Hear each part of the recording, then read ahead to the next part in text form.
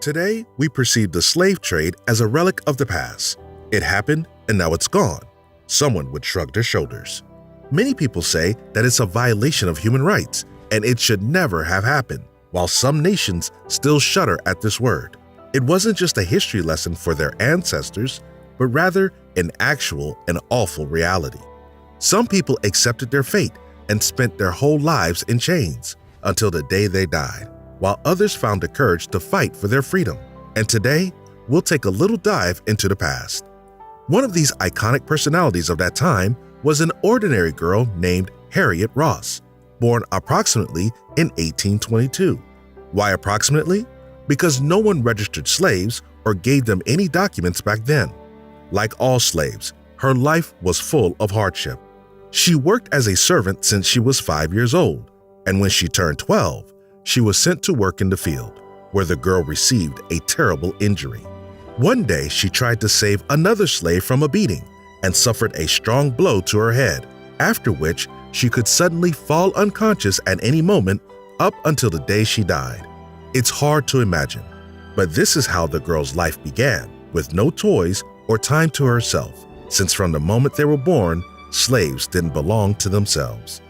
Life went on as usual, a hard 18-hour day for a bowl of porridge.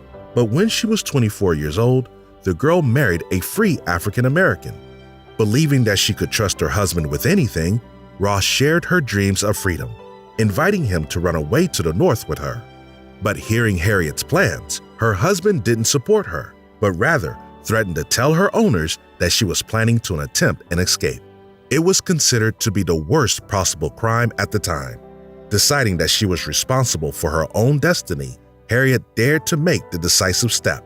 She navigated by the North Star, only moved at night and only through the forest, so that no one would see her. A few months later, she arrived in the northern states, where slavery had been successfully abolished and African Americans no longer lived under the yoke of abuse and deprivation.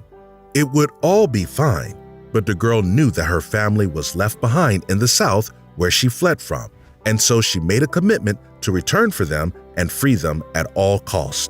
This decision marked a turning point in Harriet's life.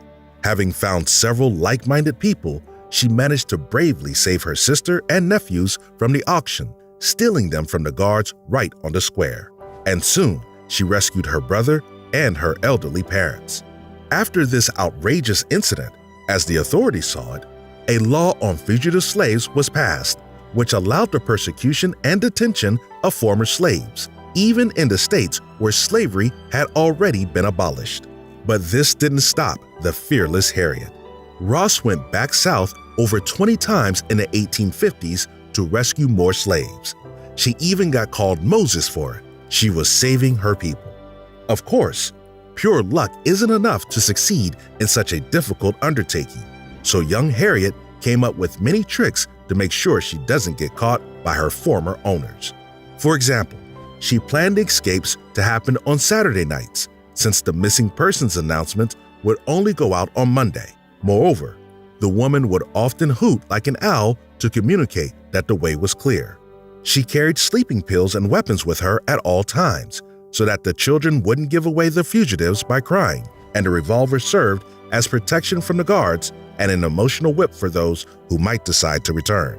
After all, their return would doom all the other escapees to certain death. Once Harriet was riding a train when she saw one of the slave owners.